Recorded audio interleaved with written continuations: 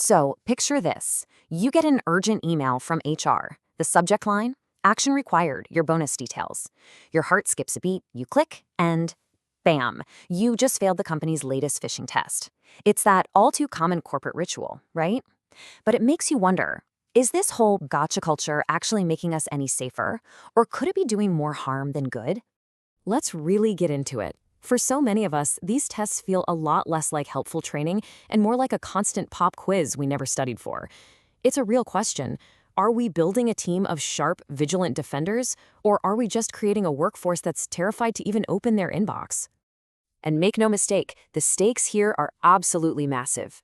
According to the cybersecurity experts at KnowBe4, a staggering 91% of successful data breaches start with a spear phishing attack. So this isn't some minor league issue. We're talking about the #1 way the bad guys get in the door.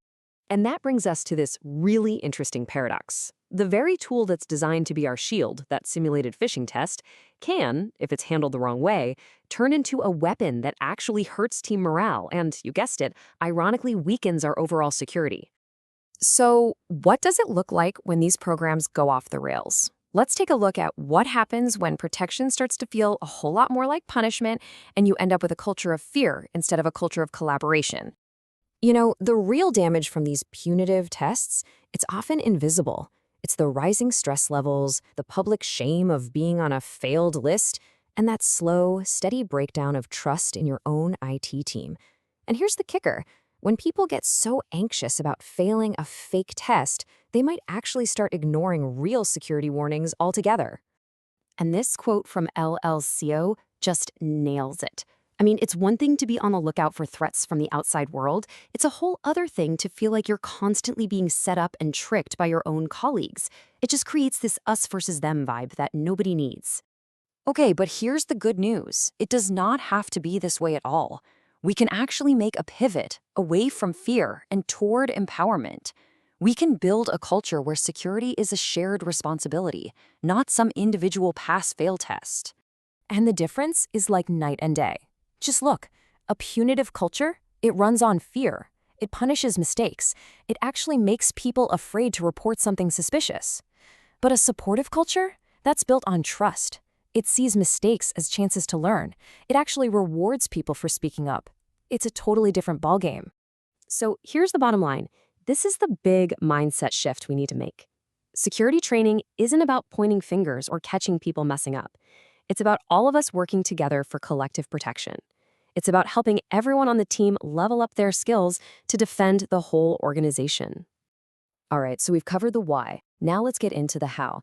Let's open up a practical playbook with some simple, super effective steps that you and your company can use to build a much stronger and, frankly, much smarter defense. I want you to think of this as your daily mental checklist. Before you click on basically anything, just take a breath. Pause. Does the sender's email address actually look right? Does the message feel like it's trying to panic you into a bad decision? And please hover your mouse over that link to see where it really goes. These little habits can stop an attack cold. Okay, here's a really powerful concept to add to your personal security toolkit. It's called out-of-band authentication, or OOBA. Now, I know it sounds super technical, but the idea behind it is incredibly simple. Just confirm a request using a totally different method than how you received it. And here's exactly what that looks like in the real world. You get that frantic email from the CEO demanding a wire transfer. What do?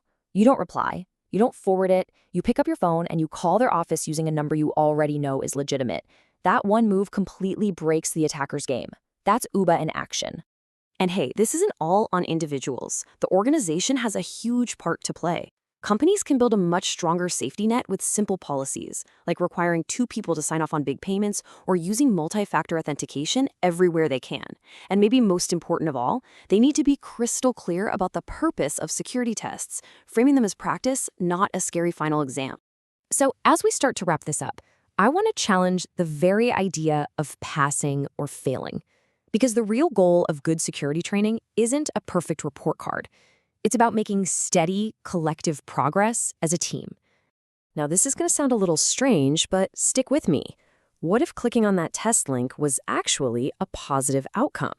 Because in a safe, controlled training environment, a so-called failure isn't a disaster at all. It's data. Every single click in a simulation is a piece of crucial intelligence. These failures aren't individual mistakes, they're valuable intel. They draw a map showing exactly where your team might be vulnerable, where your business processes have holes, and who just needs a little extra coaching. Every mistake you make in practice helps harden you for a real attack. And honestly, this might be the single most important takeaway. If everyone is acing your security tests every single time, it probably doesn't mean you're perfectly secure. It almost certainly means your tests are way too easy. A perfect score can create this really dangerous overconfidence, leaving you wide open when a real sophisticated attack comes along. So I'll leave you with this question to chew on. When you look at your own company's security training, what is it really doing? Is it building walls between employees in the IT department? Or is it actually building a stronger, more connected, more resilient team that's ready to face down threats together?